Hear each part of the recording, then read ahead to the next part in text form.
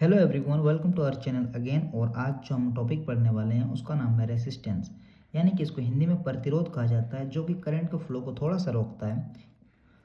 और इसके पिछले वाले वीडियो में हम लोगों ने करंट इलेक्ट्रिसिटी चैप्टर का, यानी कि चैप्टर 3 आपका जो फिजिक्स क्लास 12 है उसका हम लोगों ने करंट के बारे में पढ़ा था कि करंट क्या होता है, और उसके दो प्रकार भी पढ़े थे, एक कॉन्वेंशनल करंट, एक इलेक्ट्रॉनिक करंट। अगर किसी ने उन दिनों वीडियो को भी नहीं देखा है तो जाके देख लो। मैंने चैप्टर 1, चैप्टर 2, चैप्टर 3 पूरा क्लियर करके रखा है एकदम अच्छे से, फुल टॉपिक में। और कोई भी टॉपिक आपका छूटा नहीं है, और इतना अच्छे से मैंने बताया है, इतना अच्छा नोट्स बनवाया है कि आपको खाली एग्ज़ाम में जाके लिख देना है और कुछ नहीं। कंसिडर भी मैंने करके बताया है, जो कि कोई भी टीचर नहीं करेगा। आपका यूट्यूब में चेक कर लेना।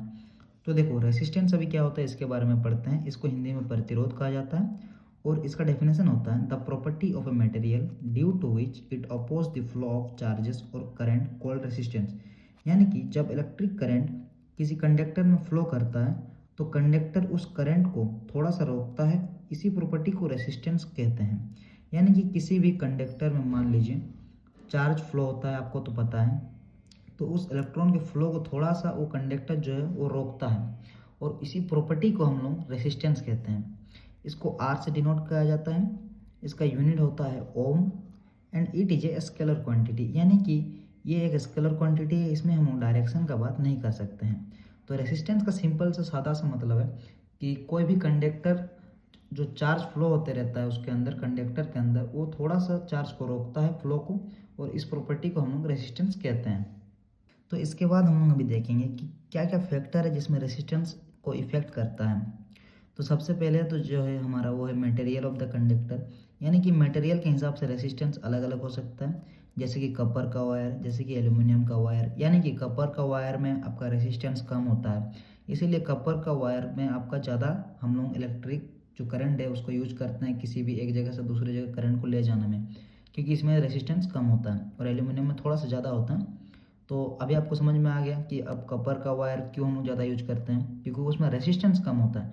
और रेसिस्टेंस अगर कम होगा तो हमारा जो करंट है वो जल्दी स्पीड में जा पाएगा, वो चार्जेस को कम रोकेगा। ठीक है, तो इस क्या क्या चीज़ है जिससे रेसिस्टेंस इफेक्ट होता है। तो देखो, एक मटेरियल है, दूसरा है लेंथ ऑफ द कंडक्टर। यानी कि अगर हम लोग बहुत लंबा तार को ले लेंगे, एक जगह से बहुत दूर दूर ले जा रहे हैं, तो हमारा जो करंट है वो भी स्लो होगा, थोड़ा रेसिस्टेंस उसमें ज़्यादा होगा। अगर हम कम पावर का वायर को ही यूज़ करेंगे, वो बड़ा बड़ा वायर यूज़ करेंगे तो अलग बात है। तो लेंथ में भी इफेक्ट पड़ता है, छोटा होने में, बड़ा होने में। ठीक है, एक होता है cross section area of conductor, यानी कि किसी किसी वायर का मोटा तार ले लेंगे, अगर हम लोग बहुत मोटा ले रहे हैं मान लो, और कोई एकदम पतला वायर ले रहे हैं, तो पतला वायर बहुत, अगर भारी चीज़ को मान लो चलाना है, एक बहुत भारी मोटर है हमारे पास, तो अगर हम लोग एक छोटा सा पतला सा तार से चलाने का ट्राई करेंगे तो नहीं चलेगा। तो थोड़ा सा उसमें क्या जाना, थोड़ा सा मोटा तार देना पड़ता है ताकि चले। तो क्यों हमें मोटा और पतला में मतलब डिफरेंट होता है, क्यों हम लोग मोटा पतला का यूज करते हैं, क्यों नहीं हम लोग इतना छोटा सा पतला तार में हमारा मेन करंट को लेके आ जाते हैं घर के लिए, थोड़ा मोटा केबल का तार जो केबल वाला होता है उसको लेके आते हैं, क्योंकि उसमें रेसिस्टेंस का फर्क होता है। इसीलिए हम लोग जो क्रॉस सेक्शन एरिया को देखते हैं कि कोई मोटा तार है, कोई पतला तार है। अभी समझ में आया क्यों करते हैं हम लोग ऐसा। हम लोग ऐसा भी तो कर सकते हैं कि पतला तार में लेके चले आए, लेकिन नहीं करते हैं। ठीक है, तो यही कारण है रेसिस्टेंस।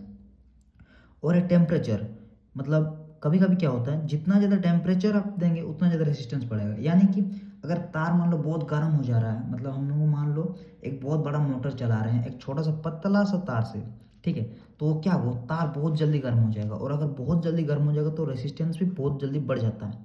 ठीक है, ये हर जगह उपयोग नहीं होता, कुछ मटेरियल में होता है। ठीक है, तो अगर मान लो जैसे कोई एक बहुत बड़ा मोटर चलाना है और पतला है, एकदम एकदम सुकड़ा हुआ तार हम लोग यूज कर रहे हैं, तो वो क्या हो, बहुत जल्दी हीट हो जाएगा, और बहुत जल्दी हीट होगा तो रेसिस्टेंस भी हमारा बढ़ जाएगा, और रेसिस्टेंस बढ़ जाएगा तो करंट आना कम हो जाता है, और करंट आना कम हो जाता है तो मोटर जो हमारा है चलना बंद कर देगा।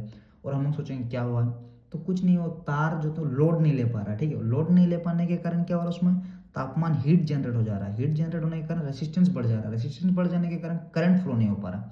सिंपल सा बात है ये, और कुछ नहीं है। तो ये कुछ चीज़ें हैं जो कि रेसिस्टेंस इफेक्ट करता है। तो रेजिस्टेंस के बारे में इतना ही। पढ़ते हैं अगले वीडियो में कि और करंट इलेक्ट्रिसिटी में क्या क्या टॉपिक्स हैं। बाकी थैंक यू।